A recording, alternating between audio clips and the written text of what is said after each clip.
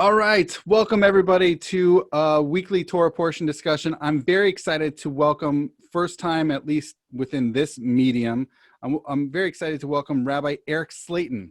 Rabbi Slaton, welcome. Thank you very much, Rabbi Kaplan. It's an honor and a pleasure to be here with you.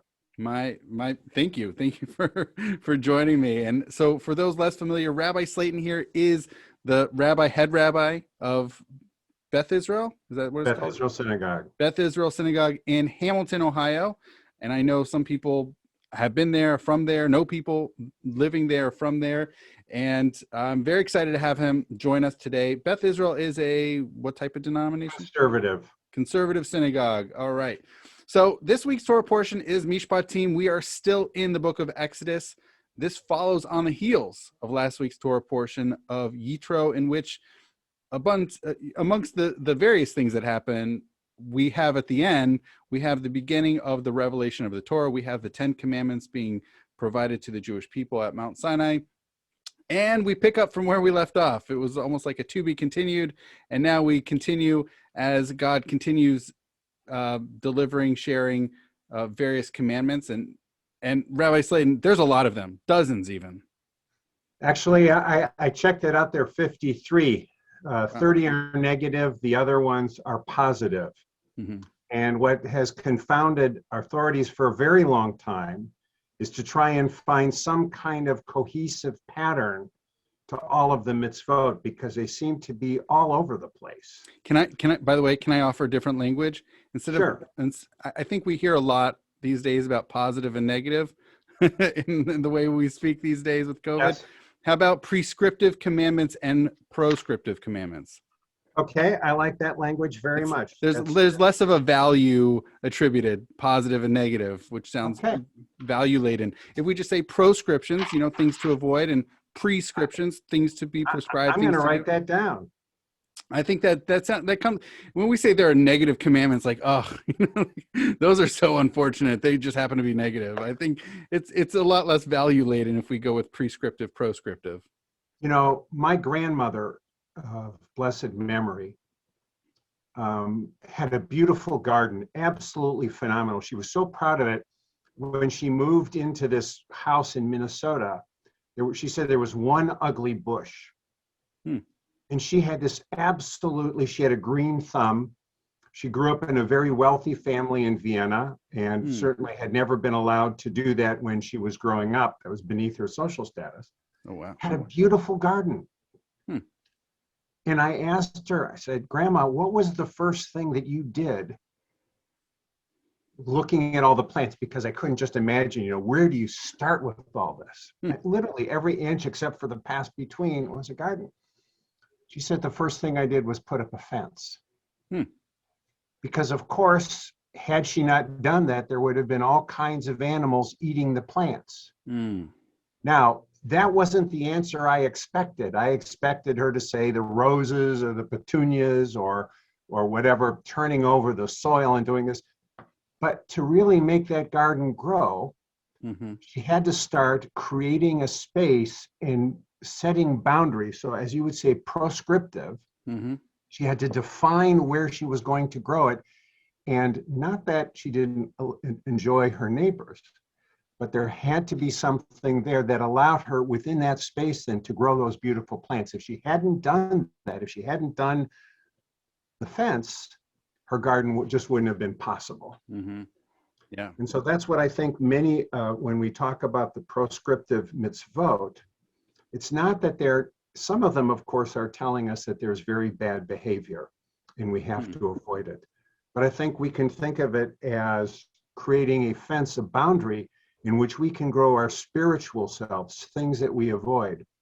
I'm very interested in the Decalogue, in the Aseret HaDibrot, right? Doesn't tell us what we're supposed to believe about God.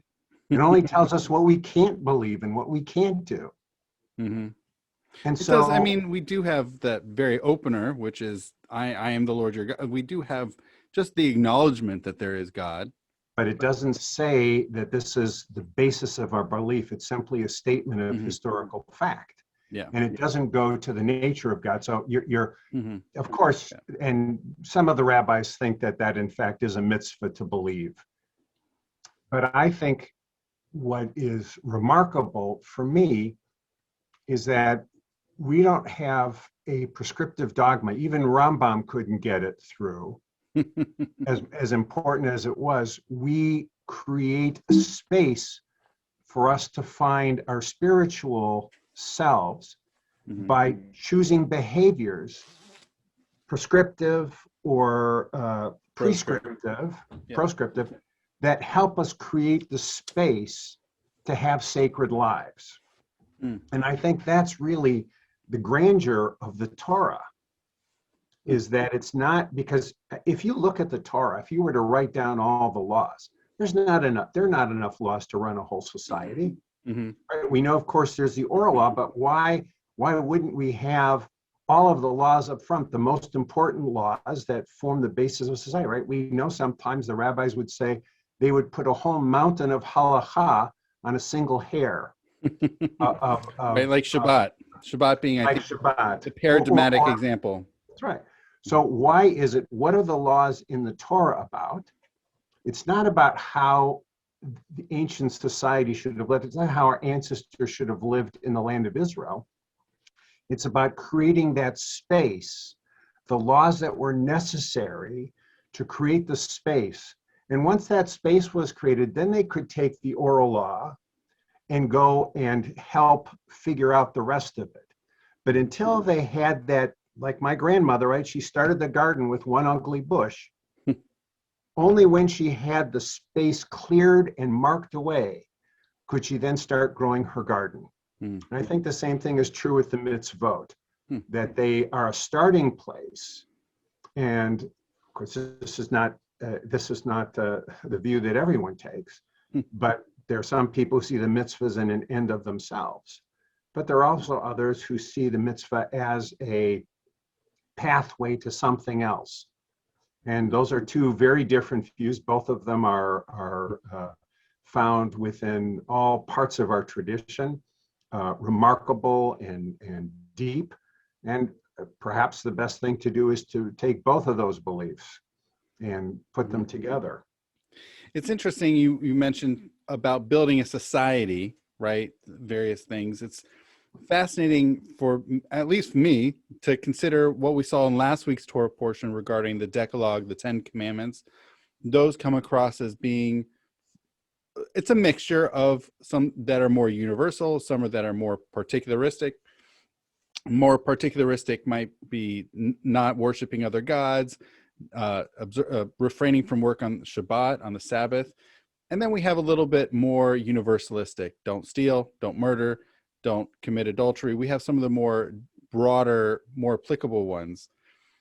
In this week's Torah portion, it comes across as way, way more universalistic, a lot more really towards structured, towards building a civil society.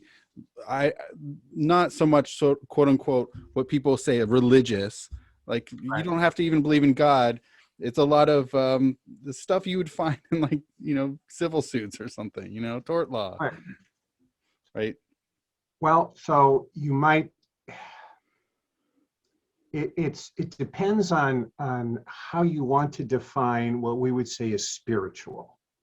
Interesting. Well, there's an interesting discussion at the end of Damages, near the end of Damages, Nizikin. And it's something like, so one of the rabbis asks, what is it that you should study if you want to be holy? So one suggestion is you should study brachot, the rules of prayer. After all, right? Is there not a better way to get close to God than through prayer? Another one suggests you should study the laws of the Beit HaMikdash, of all the kelim, all the sacred vessels, everything that is in there, because that is the high point of spiritual, religious activity for 1,000 years of our people. And to become reacquainted with that is really to get back to our origins as a people. And the final opinion says, no, you should study Nezikin. You should study damages so that you learn how not to cause harm to any one of God's creatures. So if we think about it from that point of view, In fact, this may be the holiest section of the Torah. Is there any other creature, any other thing that God has created more holy than human beings? And if you study this, right, it also says don't have, about treating slaves.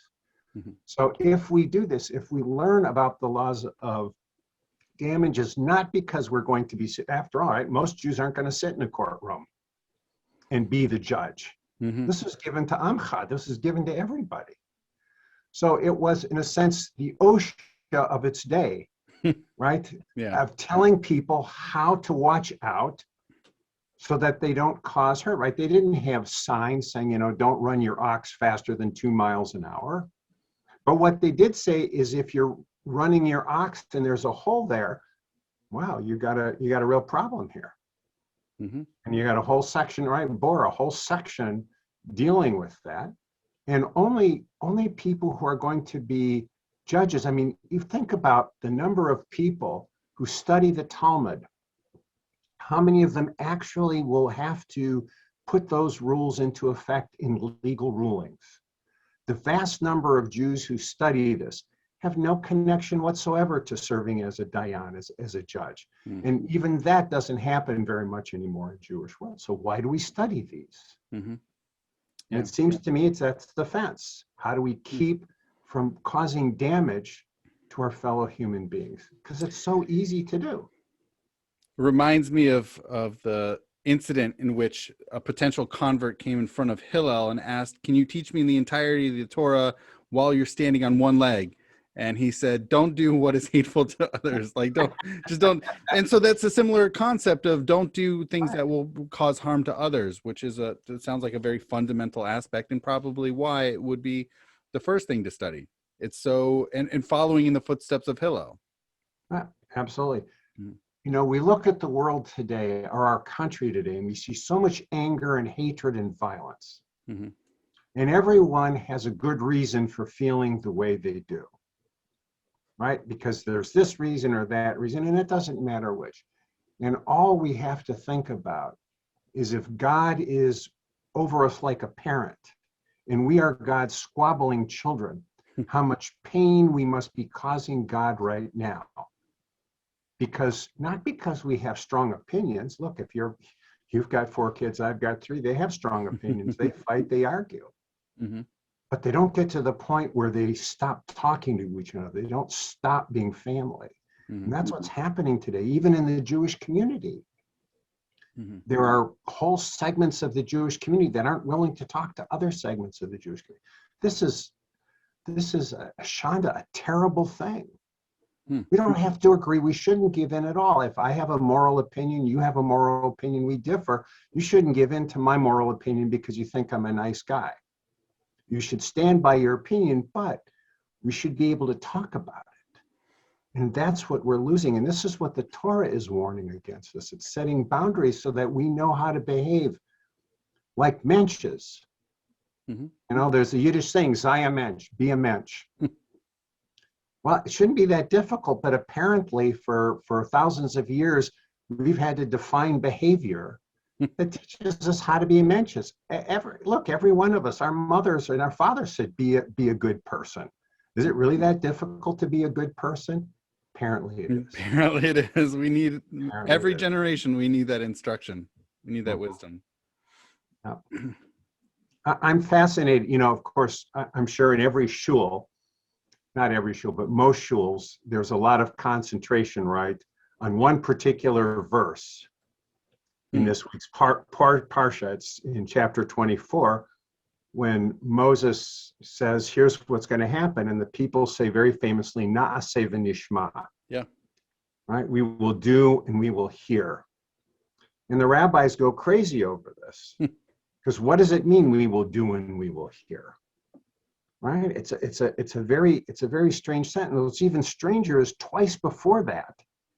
In chapter 19, and just before this, a few verses before it, the people just say, we will do it. Only here do they say, we will do it and we will hear it. And so this one word, why is it out of character with these other things? This is a very powerful statement that people have talked about for a long time. Mm-hmm. So I was just kind of playing with it and looking at, of course, Rashi has a really interesting way of dealing with it. He takes this sentence and moves it all the way back to the beginning before Moses goes up. And this is actually the statement of the Jewish people, saying that we don't have to hear the mitzvot, we will do them, we commit to do them, and then we will understand them. Which, by the way, is an interesting way of understanding nishma, right? Because on the surface of it, it sounds like hearing, literally just hearing. So taking it in, and it's also backwards, because one would expect before you do something, you actually have to hear what is being. One would on the surface understand it to be hearing something before you then going out and doing. But here it's clearly not that, because you can't go and do something and then hear it to hear the instructions. So it's something more, which is, as you were pointing out in the translation, as understanding. So it's one thing to hear it, then to go out and do whatever is being asked, and then subsequently to understand whatever it is that was being required or requested or asked. Rashi's own grandson, right? Rashbam doesn't like his grandfather's answer at all. Rashbam says, we will do, right, what we have been commanded to, right? Because we have some mitzvot already. We have the Pesach and a little bit about Shabbat. And then we will obey future commands, is how his grandson gets it. He doesn't like his grandfather's answer. That's clever. That's very clever. But what's interesting is there's a modern, there is a really interesting writing from Rav Kook. There's a book that's translated recently. It's called Silver from the Land of Israel. And Rav Kook believes that the word nishma here, in this case, it doesn't mean understanding in the intellectual sense of sitting down and studying. For him, this is an intuitive kind of spiritual learning that happens. In other words, we have to start doing the mitzvot, and as we do them, we will grow into them. So you might have a mitzvah that says, put on tefillin, right, every morning, except Shabbos and holidays. But you're not going to understand what it means until you've done it for a very long time. And so that's another way of looking at those, right? Those words. I think that's Rabbi Sachs who talks about that. And it makes Jonathan a lot of Sachs sense. of blessed memory. And it makes a lot of sense. I think there are a lot of things in our lives where it's one thing to read it on paper, read it in a book, hear it even. But until one actually does it and one actually gains experience doing it, then do you really understand? And it could be something as simple as shooting a basketball, as using utensils while eating, even simple things. Once actually doing it, and that's the power of experience, of doing it, that it provides a greater depth of really understanding. And that's so different from the way we think of things today. Today, we think the learning comes first, right? You learn how to do something and then you go out and do it. And our tradition says, no, you start doing it, right? You learn as a child, you start doing the mitzvot, and you don't question why. That's the nice thing about kids, right? They do it because their parents tell them to. And as then they grow older, they begin to study the different rabbis and the different texts and find out that it has meaning depth, because little children are, they're wonderful. They have an enthusiasm that they bring to doing mitzvot that we lose when we're older, and we replace it with knowledge and understanding and wisdom. But that initial spark of joy, when a child starts doing, all of a sudden gets to do something like a big brother or a big sister, all of a sudden they feel, oh, it's so exciting to be able to do this. We don't get that at our age, or your age or my age. And so we have to replace that with our intellect, with all these things, and they're certainly important. But the real joy of doing these things really is very difficult to keep.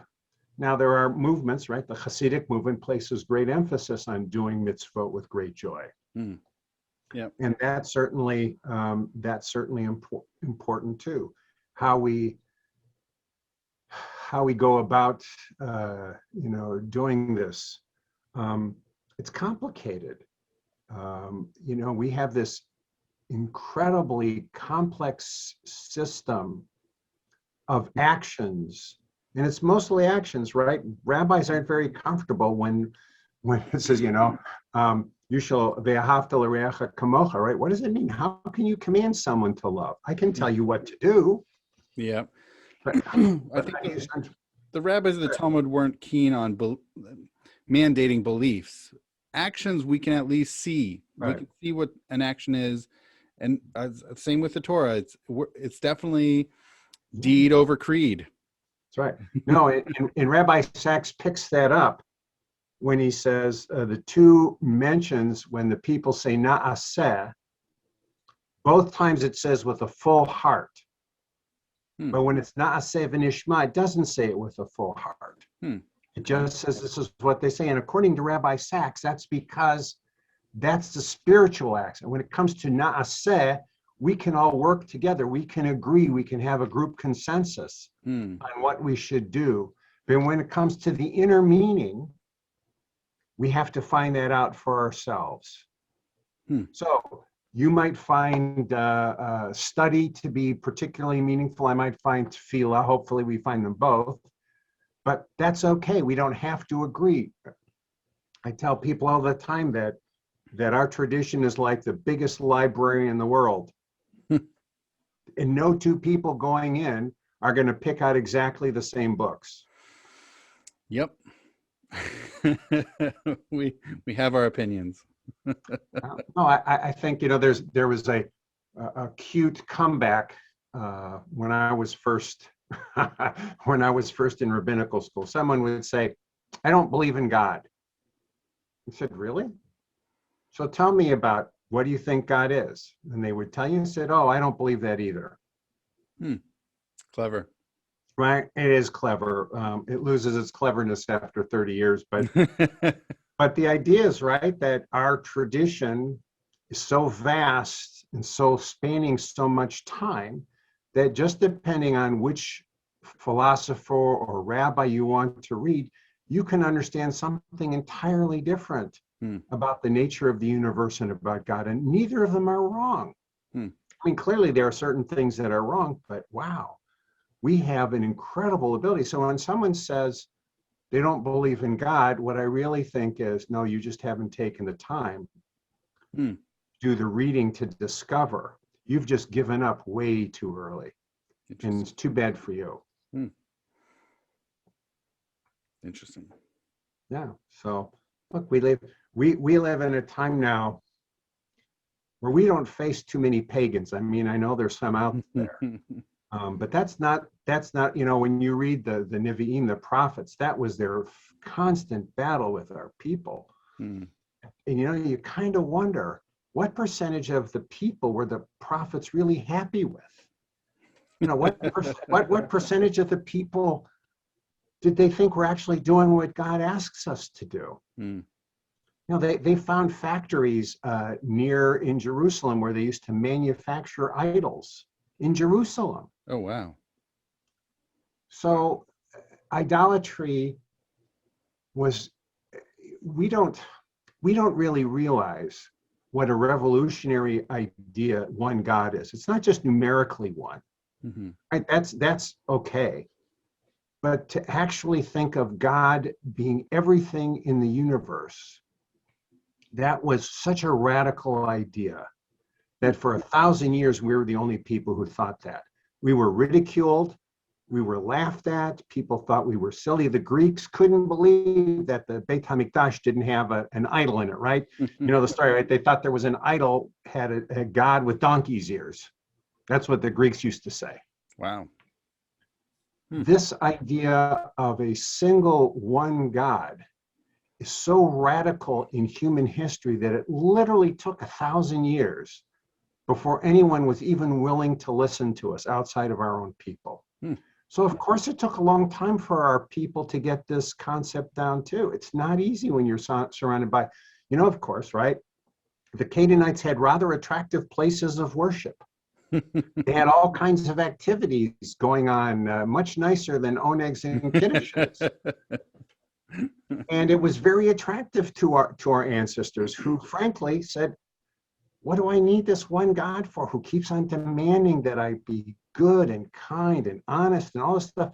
I'd much prefer the Canaanite, that have the priestesses, the good-looking priestesses running around. Why don't I do that? So it's taken us a long time to get here.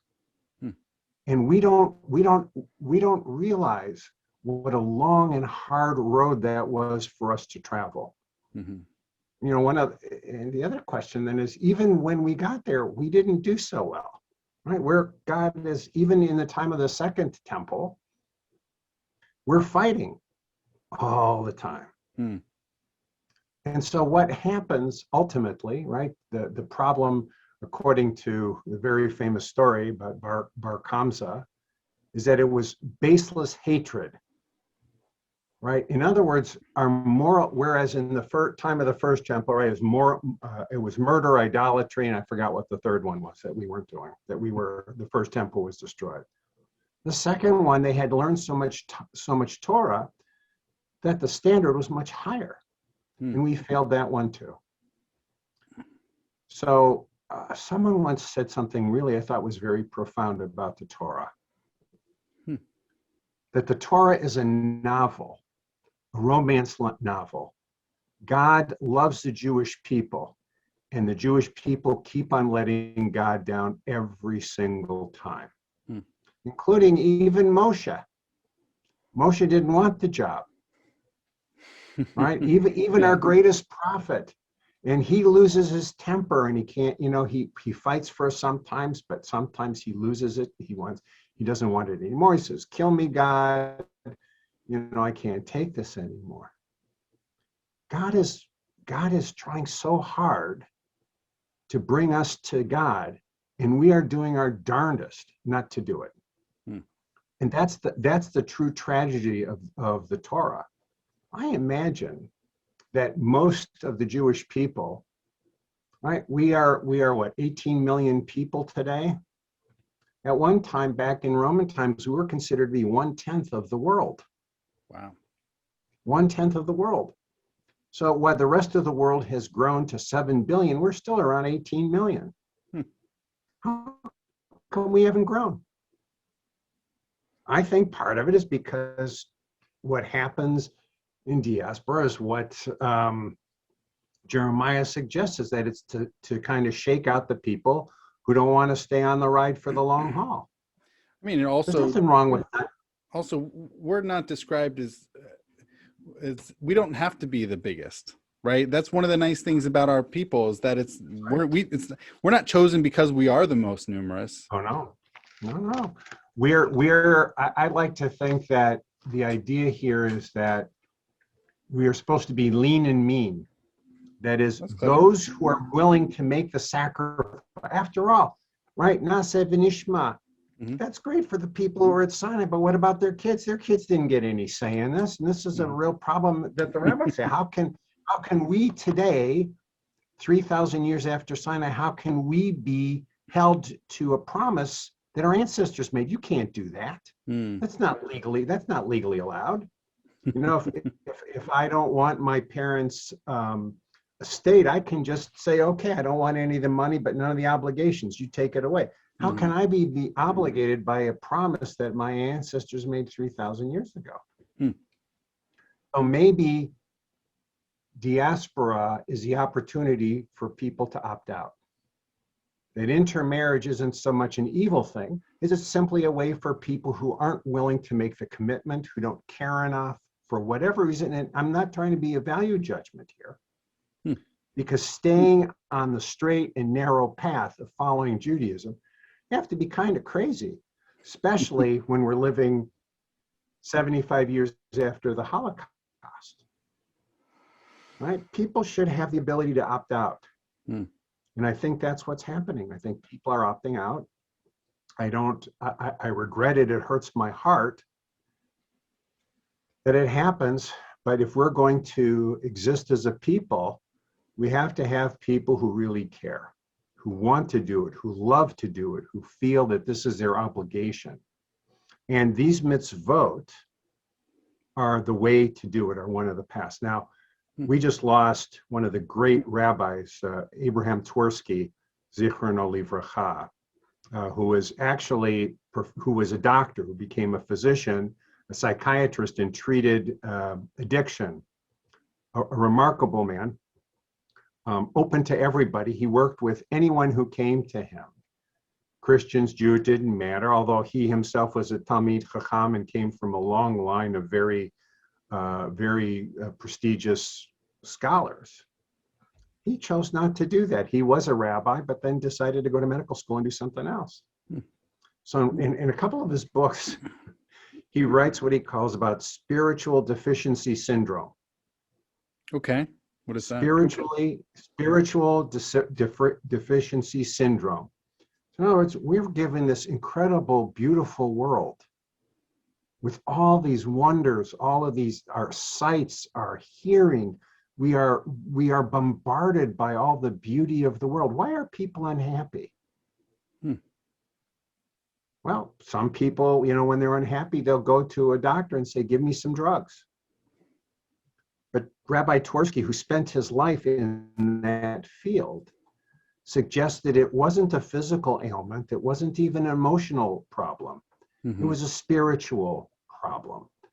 And the medicine to repair that syndrome is doing mitzvot. In other words, when you do mitzvot, you become sensitive to the divine around us. Now, you might not be aware of it at the time why you're doing a mitzvah, but it sensitizes you to the idea of the holy. If you, every time you before you put something in your mouth and you mumble a bracha, well, it'd be better to do it with full kavanah, but when you do that, you're reminding, it's not a thanks, right? It doesn't say, thank you, God. It just says, hey, this piece of fruit that I'm going to enjoy, this beautiful apple, this delicious apple, came because God made the sun shine and the rain fall. Right? So his idea, and this is a man who worked with all kinds of people, not just religious Jews, but people across the entire spectrum. He even was actually at one point hired by the Catholic Church to work with their clergy. Wow. Because he respected religious individuals.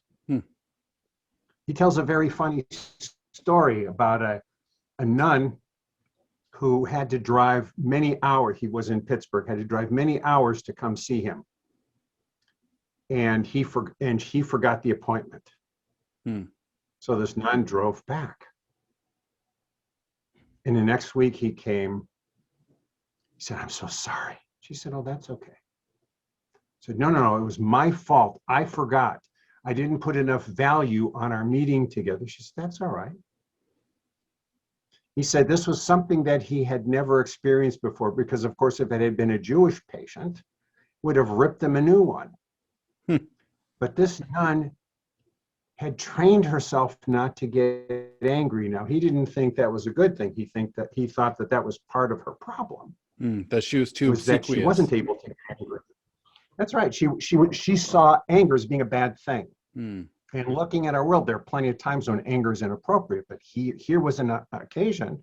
He wasn't asking her not to be angry. He was asking for forgiveness, but how could she really forgive him if she couldn't experience the anger in the first place? Oh, wow. Wow. So he was a remarkable man. Perhaps one of his greatest teachings, you can actually get his YouTube video, is about lobsters.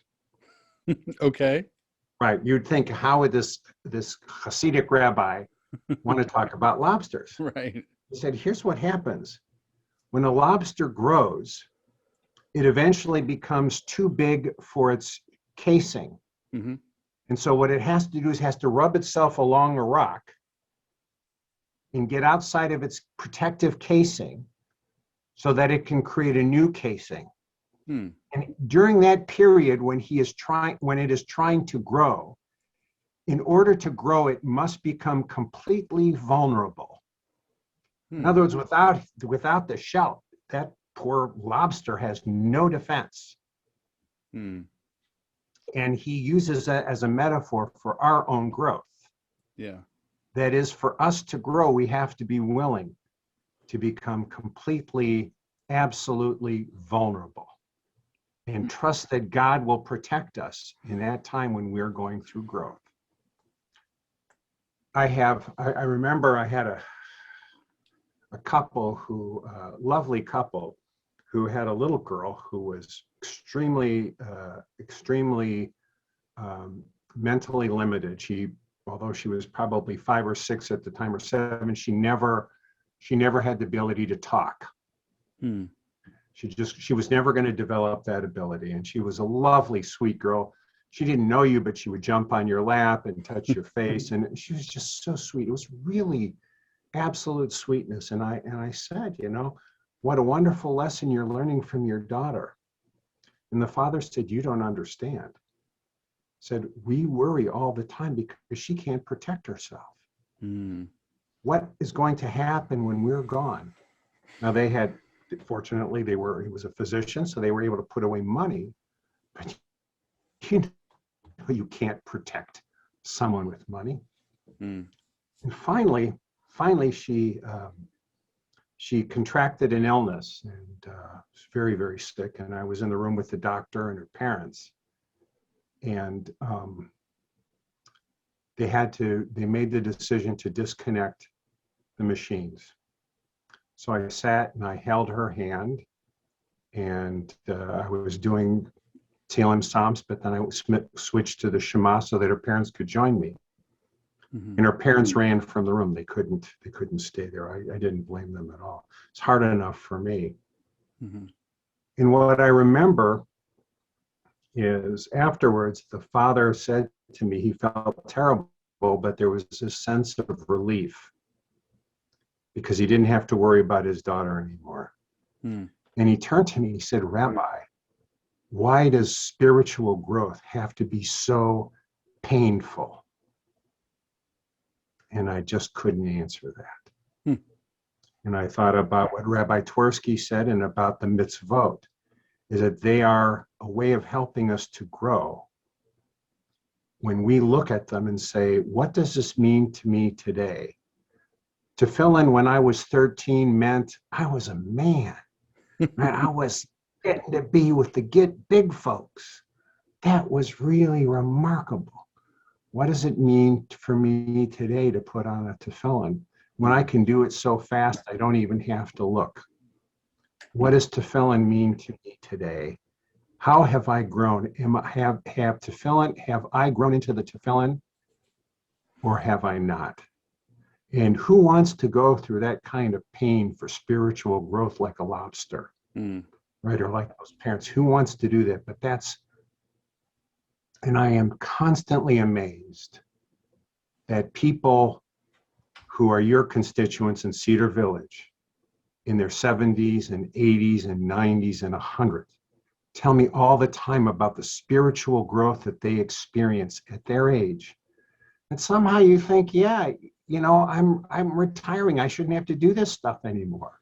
But perhaps that's when the hardest work comes. So when we don't have to take care of our finances, and now we can sit down and study Torah with real intensity. We can ask, what does this mean to me today? I read through, every year we read the Parashat.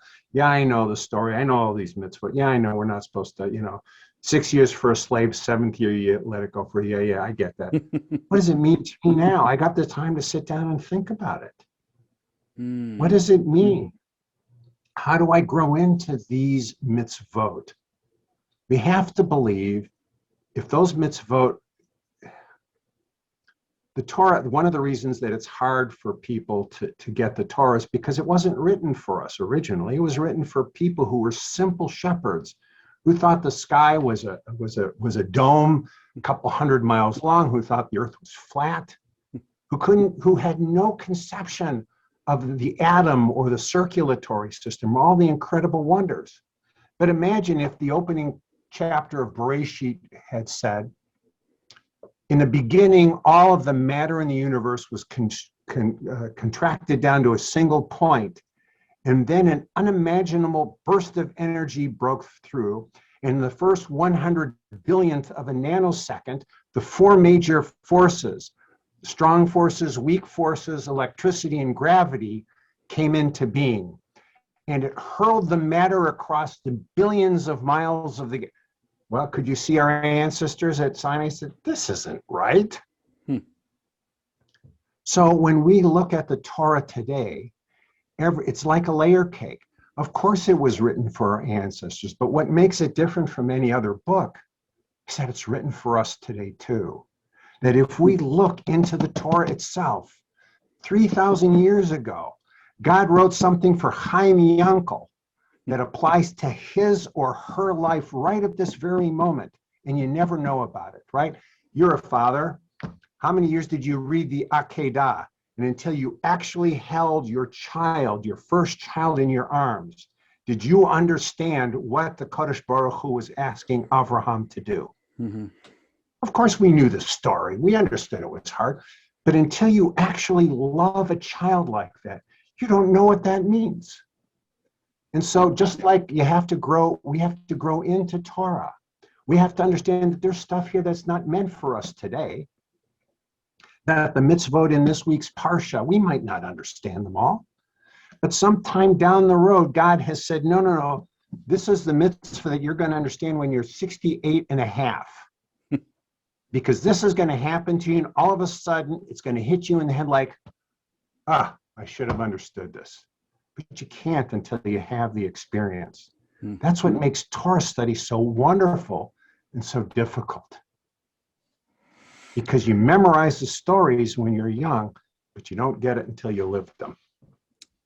Turn it. You can keep getting into it, and eventually you'll discover new and more insights. Yeah. Who's got the patience for that? It's definitely, I guess it's a wonderful thing if you're retired, right? It's an excellent opportunity. Correct. That is correct. What a wonderful world we live in, right? And I look at the yahrzeit plaques around my shul, God forbid. In the 20s and the 30s, people were living till 60. Some of them didn't even reach retirement age.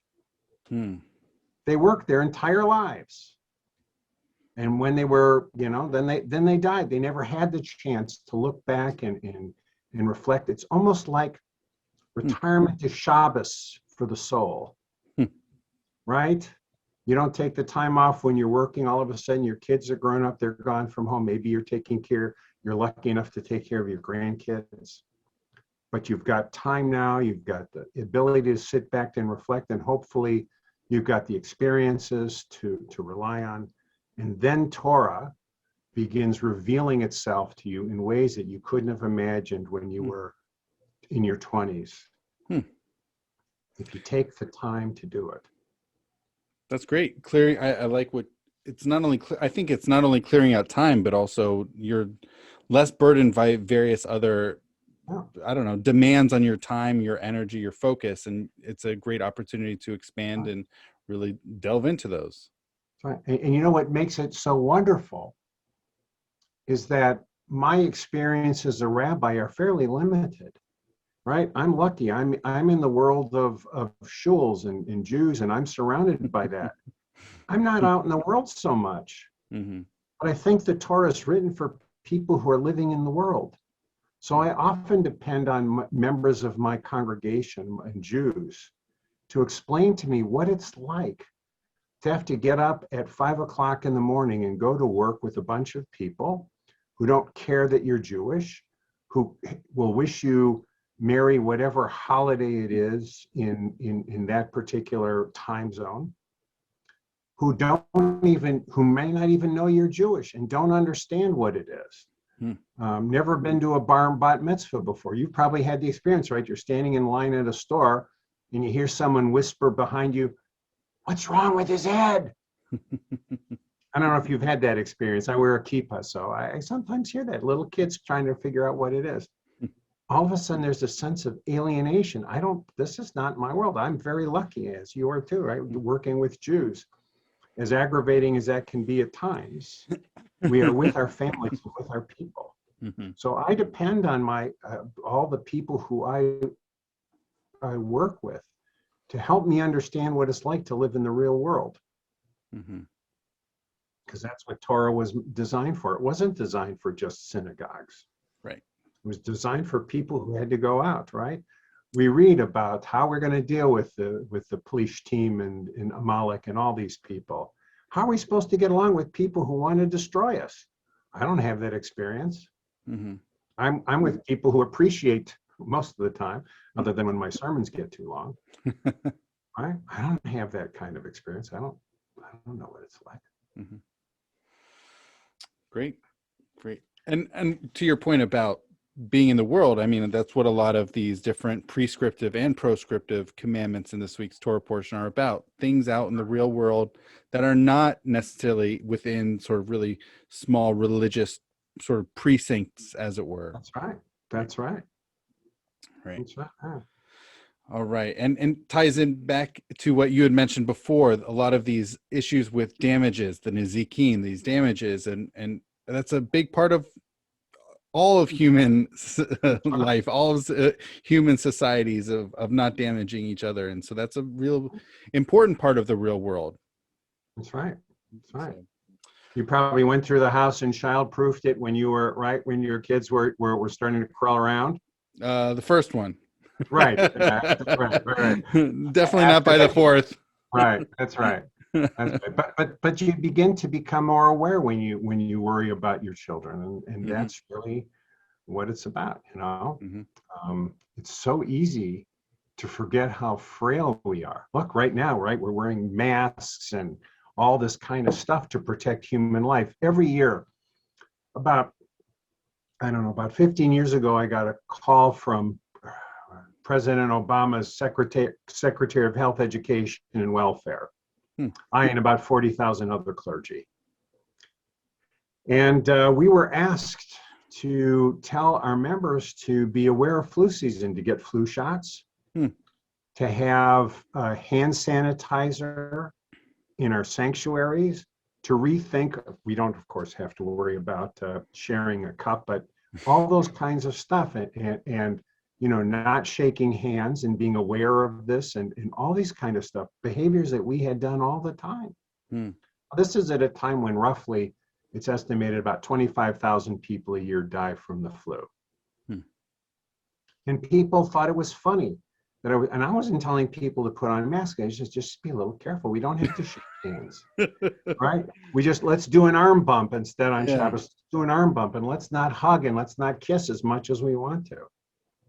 And it was so difficult for people. I'm telling you, they really laughed. And I would give the same sermon every year, a couple times. Did you get your flu shot?